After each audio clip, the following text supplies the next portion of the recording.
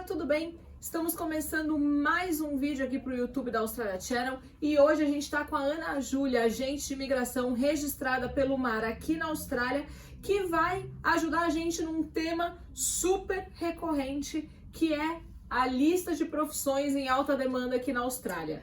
A gente recebe questionamentos diários sobre isso e nada mais legal do que a gente conversar com uma pessoa experiente que sabe do que está falando para tirar as dúvidas sobre esse tema. Vem com a gente!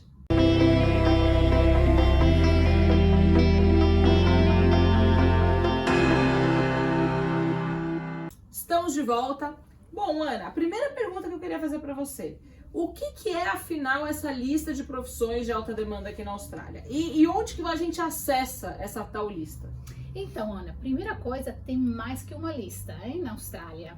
Temos várias listas. O que eu posso dizer é que tem uma lista principal, que é a lista Medium Long Term, que é a lista nacional, que é a lista que descreve as ocupações mais em alta demanda aqui na Austrália. Tá. Atualmente, por causa do Covid, foi introduzida também uma outra lista que é a Priority Migration List, que tem um número limitado de ocupações extremamente importantes para a economia australiana e que, no caso de sponsorship, esse tipo de ocupações vão ter um processamento mais rápido.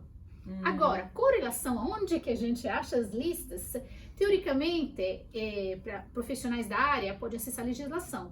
Eles são presentes no Legislative Instruments. Ah, tá. Mas, geralmente, são também publicados no website do Departamento da Imigração.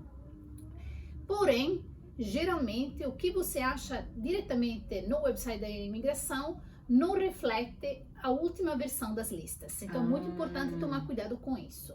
Entendi. Por isso que é tão importante ter um agente de imigração para te assessorar se você realmente tem vontade de migrar para a Austrália. Você tem ideia de quantas listas diferentes tem na Austrália? Agora, o que eu posso dizer é que tem várias listas.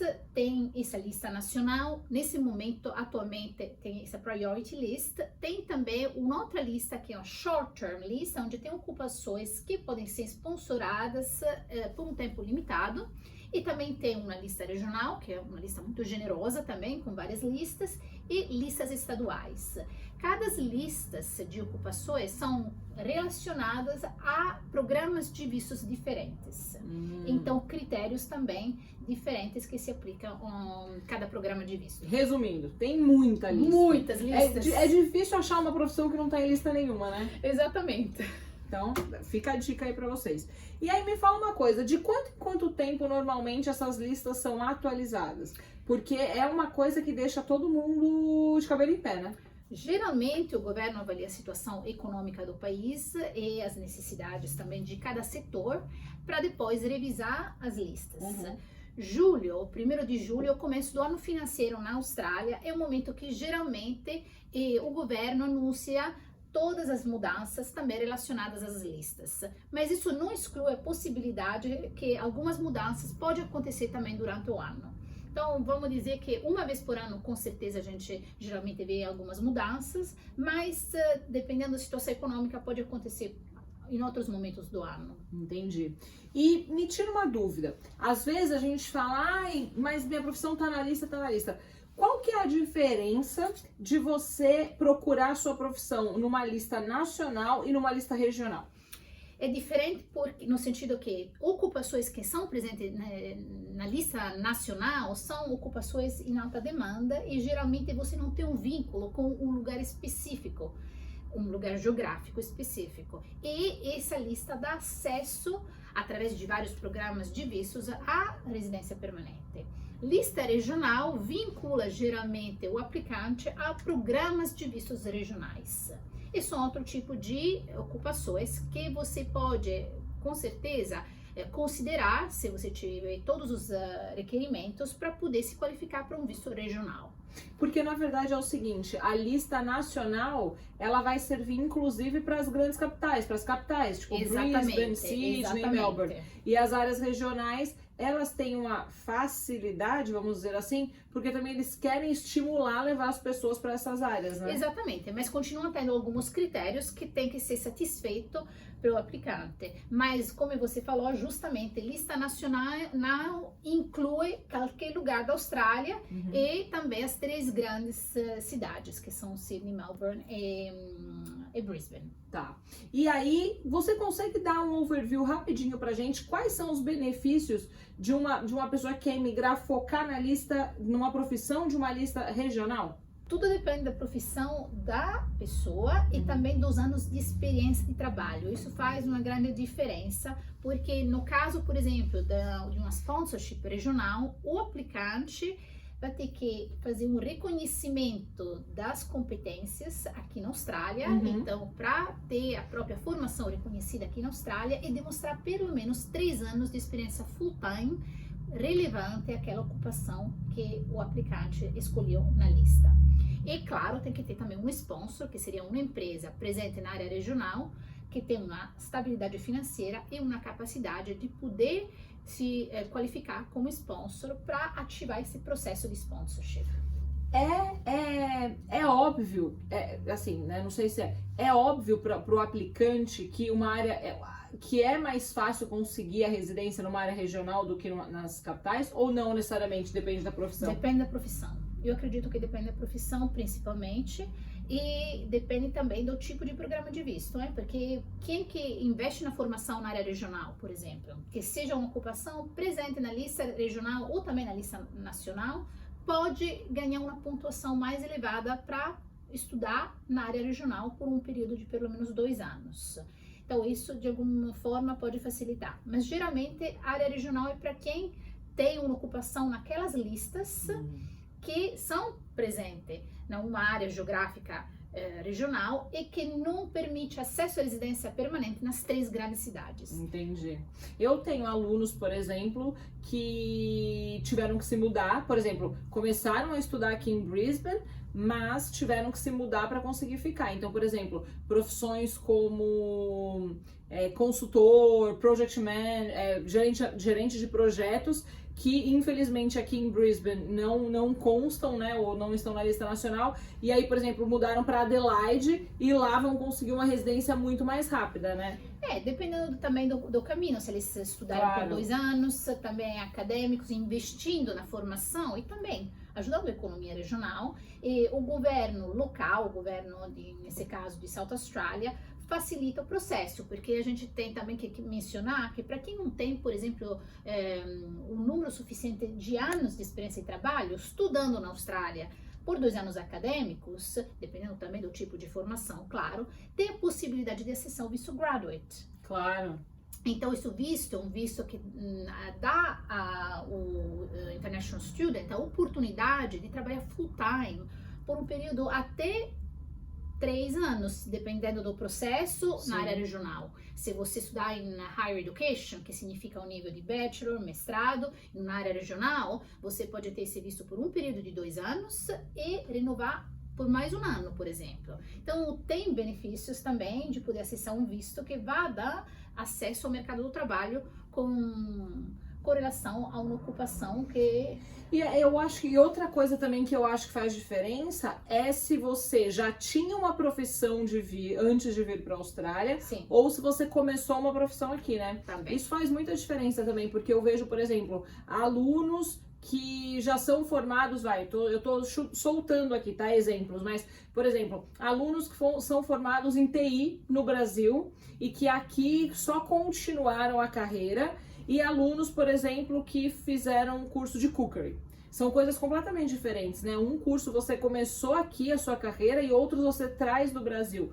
Isso também conta, né? Conta, claro. Por isso que o planejamento é diferente, dependendo de onde você investiu na sua formação e também a idade da pessoa. Então, o planejamento de cada um é individual com relação ao processo de visto. Mas você mencionou 2 áreas interessantes. A IT, por exemplo. No Brasil, muitas pessoas se formam no nível de tecnólogo.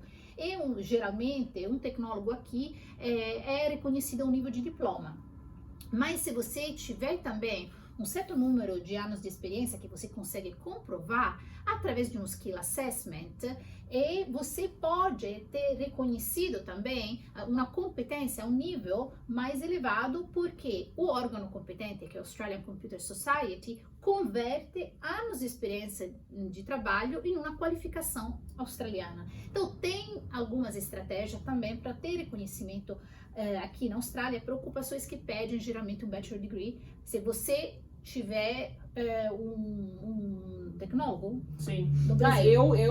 É o meu caso, não o meu caso, mas o do meu marido. A gente conseguiu a residência aqui na Austrália através do meu marido trabalha com TI, e no Brasil ele só tem um tecnólogo. Sim. Ele fez um tecnólogo, mas ele trabalhou muitos anos na área. Tipo assim, ele fez um tecnólogo bem novo, com 20 anos, e a gente mudou pra cá com 30.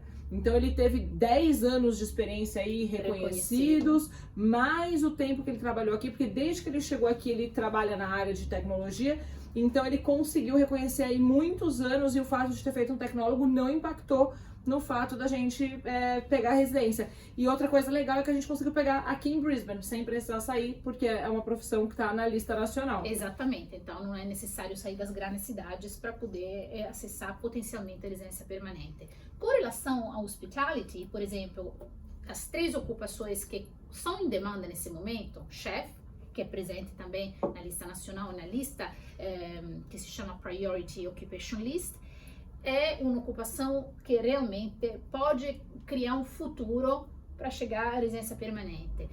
Cook e Restaurant Manager, Café Restaurant Manager, são 2 ocupações presentes ainda em várias listas, mas não na lista nacional.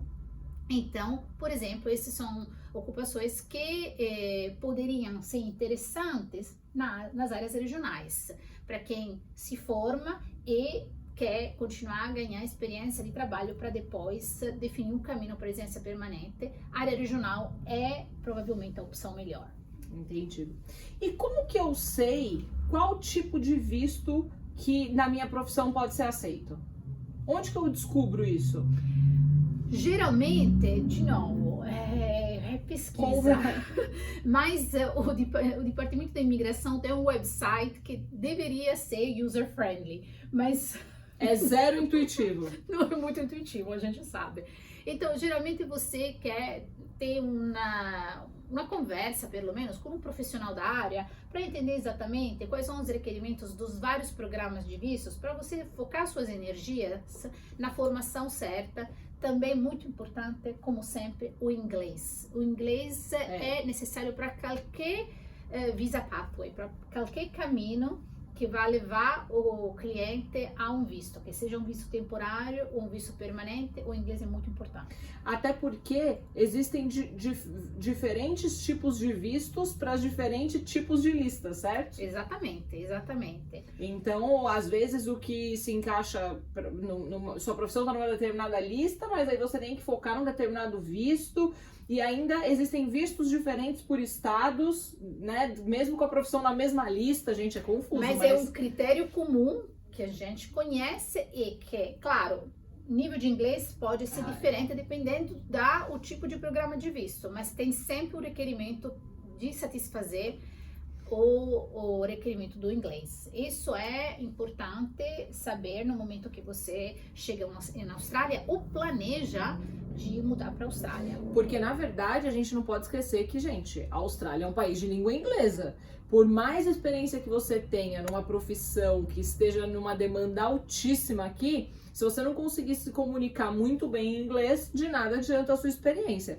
E assim, se você for conversar, ou se você for ver na parte até de quando você aplica um visto para ficar, quanto maior o seu nível de inglês, mais pontos e mais chances de ficar, né? Exatamente. É necessário, por exemplo, um visto skilled, que trabalha com pontuação. O inglês pode fazer uma grande diferença na pontuação final de um aplicante, e ao mesmo tempo, na fase que você, depois de ter investido alguns anos na formação, por exemplo, aqui na Austrália, no momento que você entrar em um visto graduate e começar a busca de trabalho, é realmente um grande diferencial ter um domínio da língua.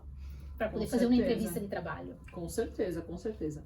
E como que eu descubro se a minha profissão tá na lista? Eu vou nesse site aí, Zero Intuitivo. Zero intuitivo e começa a buscar lista Sim, a porque longo prazo. achar profissão na lista não é difícil, mas é porque tem tanta sigla. Tem a sigla do órgão que vai regularizar aquela profissão, tem caveata. Jesus, o que é caveata? Tipo assim, você vai vendo, é uma coisa muito louca. Você vai clicando, quando você vê, você tem 20 abas abertas e não entendeu nada. Exatamente. Também tem uma lista que especifica qual órgão é competente para o reconhecimento das qualificações ou da experiência de trabalho de uma profissão. E a sigla geralmente corresponde ao órgão, Sim. que são sempre órgãos separados do governo. Isso é importante, saber que pesquisar também quais são os requerimentos de cada órgão, dependendo da sua profissão.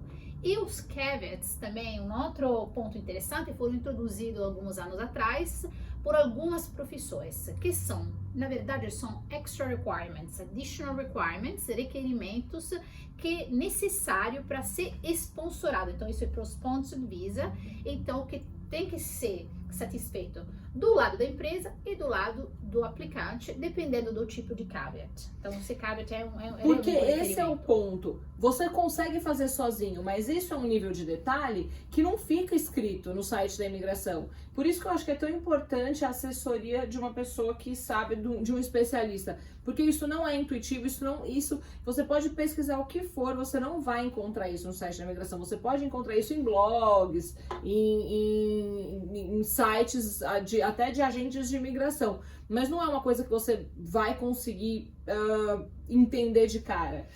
Tem, de novo, teoricamente a legislação deveria ser acessível. E tem esse legislative instrument poderia ser acessível através dos links presentes no website do departamento.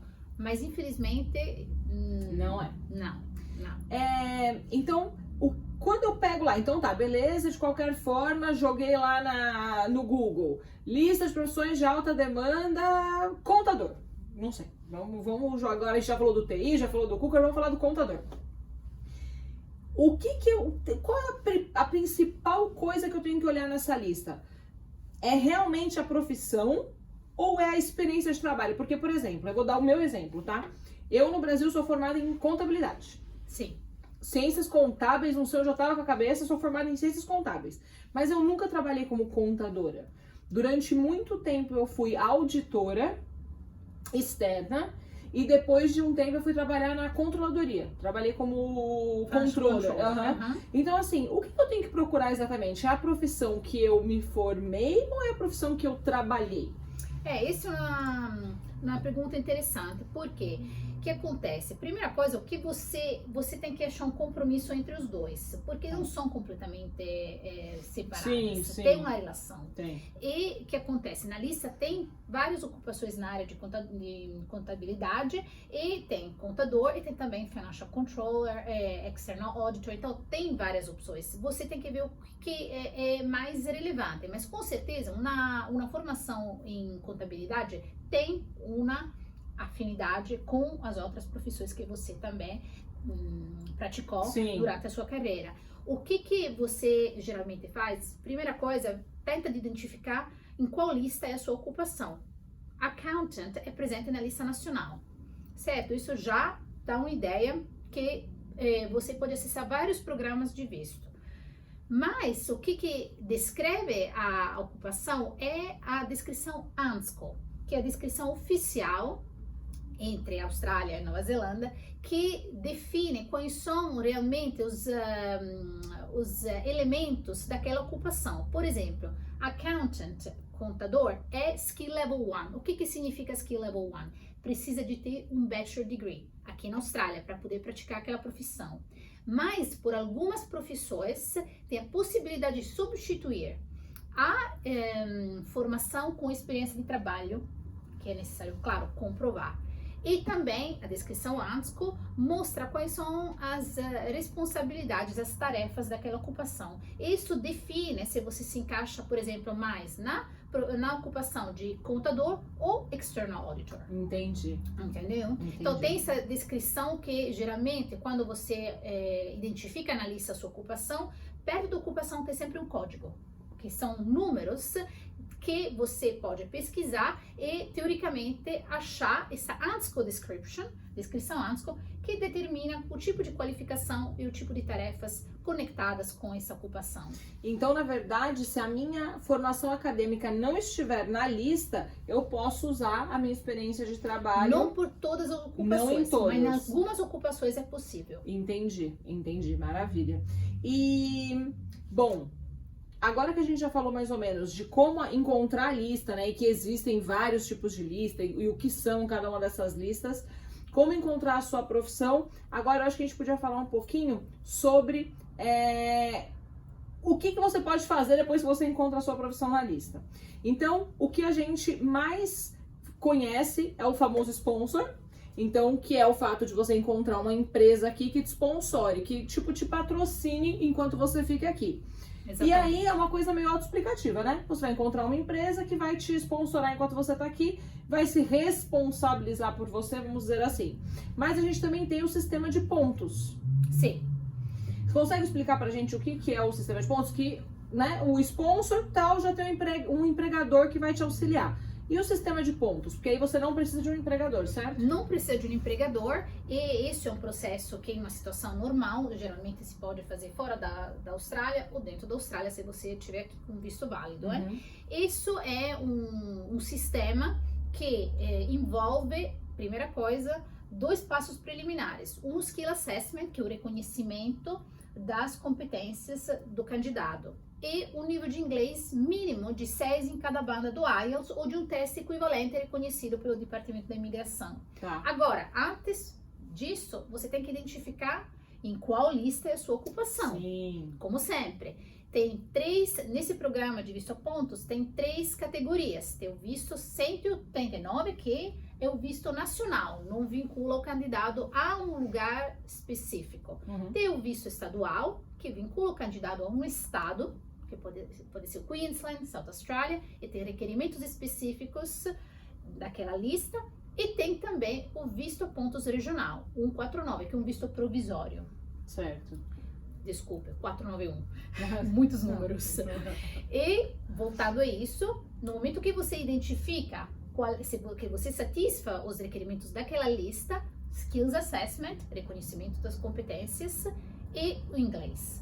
Depois é o cálculo mais específico dos seus pontos. Mínimo 65 pontos para você se qualificar para esse tipo de visto.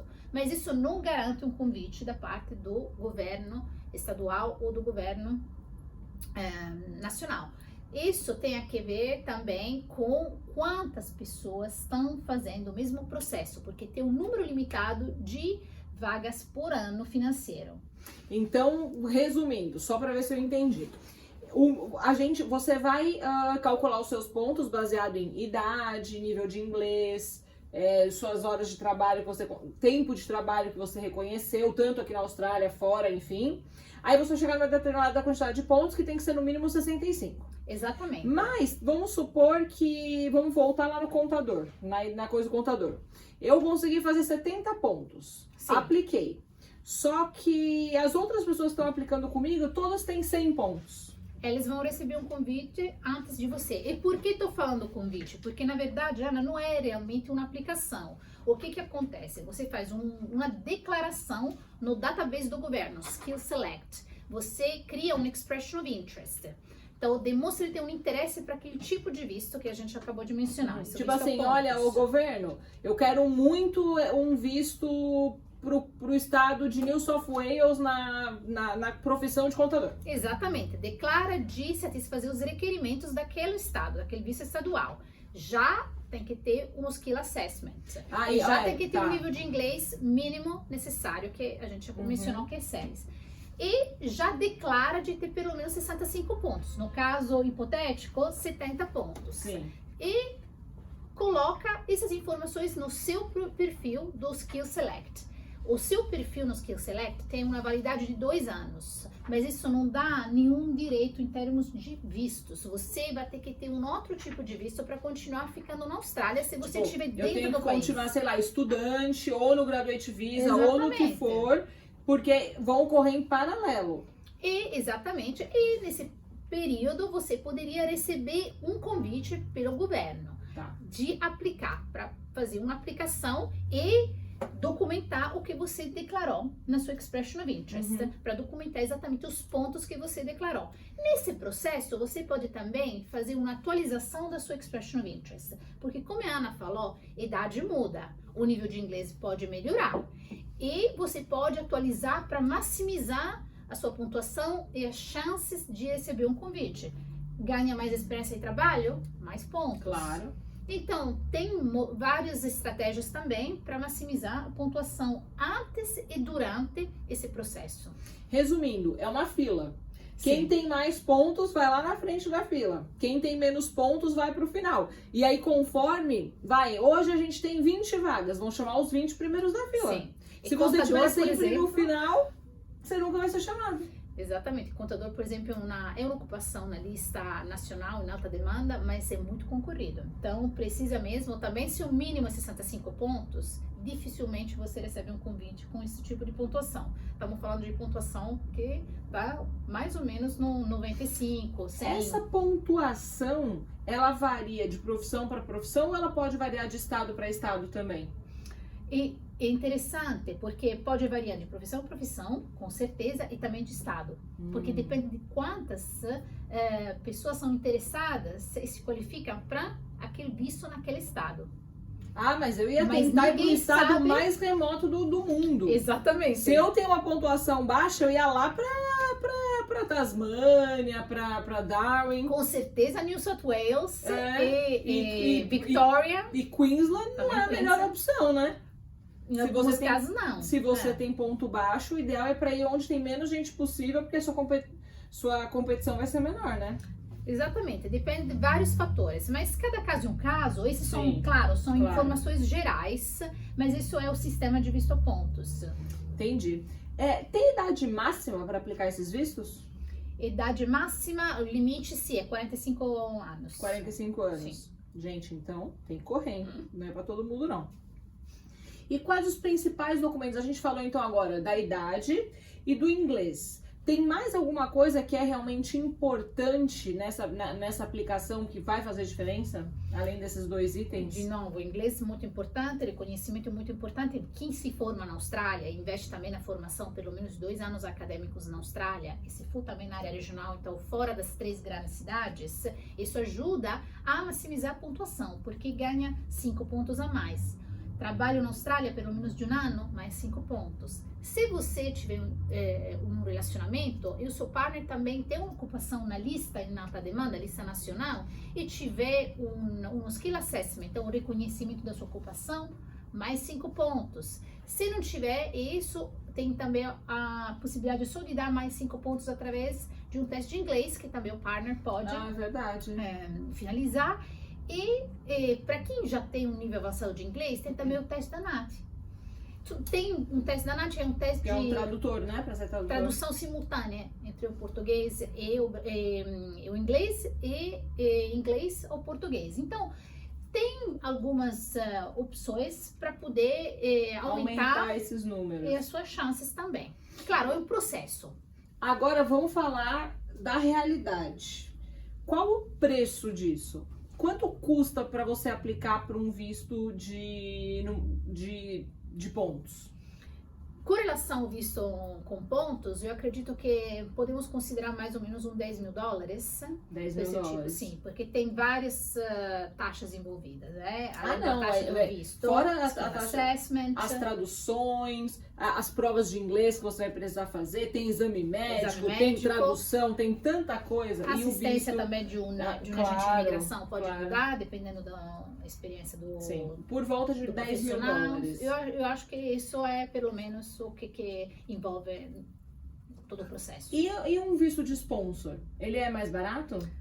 Não É necessariamente. que os custos são diluídos entre o que o sponsor, a empresa, tem que pagar e o que o visa applicant, o candidato, também paga, dependendo também se tem esposa, filhos. Claro. Então, esses são variáveis também. Mas, geralmente, os custos são divididos entre o custo da empresa e os custos do candidato. Tá. E, às vezes, as empresas grandes cobrem os custos também do Sim, visto, sim. dependendo da situação. E uma outra coisa, você citou aí sobre quando a gente aplica um visto por pontos, Sim. que a pessoa ser casada ou solteira vai fazer diferença na aplicação. Sim. É só no de pontos? No sponsor isso não vai fazer diferença, vai fazer diferença financeira, mas para a residência, o fato de você ser solteiro, casado ou ter família faz diferença? Não faz, pode fazer diferença do ponto de vista negativo, no caso que algum dependente da família tenha uma doença crônica, por exemplo, porque tá. tem que satisfazer também o exame médico. Certo. E dependendo dos custos associados ao problema de saúde, isso pode afetar também a aplicação do primary applicant, do candidato. E mesmo também com questão de character. Então, se tiver um histórico criminal, Sim. isso também pode afetar uma aplicação. Porque a aplicação ela vai pedir tanto a parte profissional quanto a área de saúde e a área criminal também. Exatamente. A gente normalmente tem que providenciar, além do exame médico aqui, que vai ser exame de urina, exame de sangue, raio-x do pulmão, enfim, é um exame médico bem completo.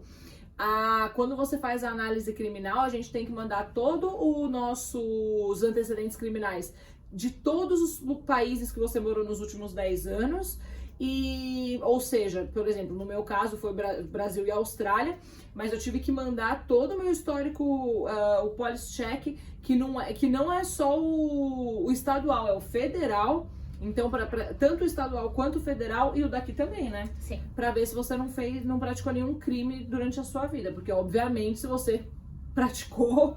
Dependendo também da gravidade do crime, o que o sistema legislativo da imigração usa como parâmetro é o character test. Então, se você foi incriminado de um crime que tem uma condena que é de 12 meses ou acima de 12 meses, você não satisfaz o character test. Entendi. Então, gente, se foi preso menos de um ano, tá liberado.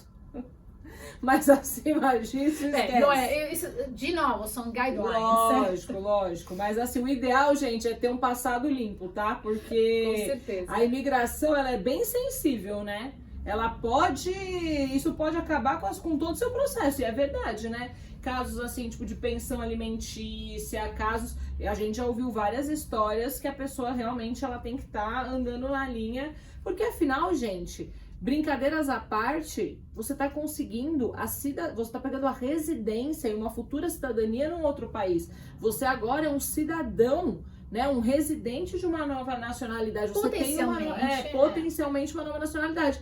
E nada mais justo que o país queira uma pessoa que preencha o que ele procura no cidadão dele. Então, se ele do mesmo jeito que esses guidelines que a gente segue, são os mesmos guidelines que um australiano de bem deveria seguir, certo? Uma pessoa de integridade, valores que com certeza protegem a comunidade australiana. Claro. Então, do mesmo jeito que o australiano lá que, né, anda certinho, segue as regras, fala inglês, enfim, tem todos esses critérios, por que não o novo cidadão não teria essas mesmas funções, né? Me fala uma coisa. Sim. Como que funciona? Isso é uma coisa que eu também recebo muita dúvida. Profissão saiu da lista. Meu Deus do céu, minha profissão não tá mais, eu tô no meio do caminho. Existe isso da profissão evaporar? Pode acontecer, Meu dependendo Deus, da situação econômica do país. E você vai ter que revisar o seu plano, a sua estratégia de visto. Dependendo também qual é a fase do processo que você está. Em alguns casos podem não ser afetados, mas em alguns casos pode acontecer que você vai ter que revisar todos os seus planos. Meu Deus, imagina o susto. Tá lá, de repente, a profissão não tá mais na lista. E aí, bom, enfim, mas a profissão sai na lista do dia pra noite ou a imigração costuma dar dicas de que vai dar ruim ali? Tivemos vários tipos de experiências. Tivemos experiências onde Do dia para a noite. Situações foram removidas e situações onde a gente já estava sabendo que uma revisão teria provavelmente levado a algumas mudanças. Sobretudo o que eles fazem, não elimina, mas movem, transferem uma ocupação que de repente está em uma lista a longo prazo, a lista nacional, e uma lista a curto prazo. Ou o contrário, dependendo sempre da situação econômica do país, das necessidades do mercado. Lembrando que não é só o fato da sua profissão na lista que pode impactar diretamente na sua aplicação. Eu tenho uma amiga que a idade mudou, por exemplo. Antes você podia aplicar até tal idade, e aí do dia para noite essa idade foi reduzida. E aí... Isso aconteceu em 2017, Agora, vamos dizer que em geral tem sempre exceções, Mas o limite de acesso à residência permanente, através de visto a pontos e visto de trabalho, é 45 anos. Mas tem algumas exceções também.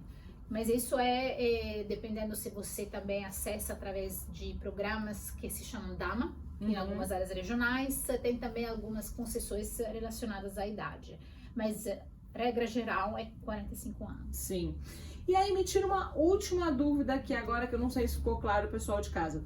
Independente da lista que você aplicar, independente do visto que você aplicar, em todas as situações é necessário fazer o reconhecimento da profissão? Não. Depende do programa de visto e depende também, em alguns casos, da profissão, porque depende muito também às vezes também do estado onde você mora. Por exemplo, eu conheci um estado regulado por algumas profissões. Então, não é sempre necessário fazer um reconhecimento das suas competências. Depende da ocupação e depende do programa de visto. Entendi. Então, por isso que é tão importante, de novo, a gente ressaltar aqui a consultoria com um especialista na área, porque é o tipo de detalhe que você só vai saber conversando com um especialista. Então, vamos lá. Vamos fazer um resumão, já que a gente chegou no final do vídeo aqui, para ver se ficou claro para vocês como ficou para mim e como é para Ana Júlia. Então, vamos lá. Primeira coisa, então vamos resumir. Quais seriam os steps para a gente analisar uma profissão que está na lista? No momento que eu encontro um cliente, eu olho, claro, o perfil, então o currículo do cliente, e a gente identifica qual é a ocupação mais compatível. Então, identifica qual é a lista também. E, através disso, eu aconselho qual tipo de caminho seja mais compatível. E isso tem que ver com os requerimentos de vários vistos.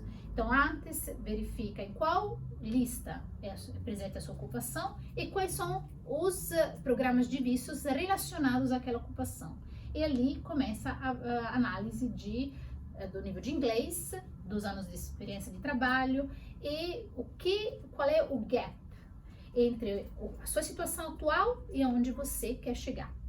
E isso ajuda a desenvolver uma estratégia de visto sustentável por cada cliente, porque depende também dos objetivos e da capacidade financeira de cada um.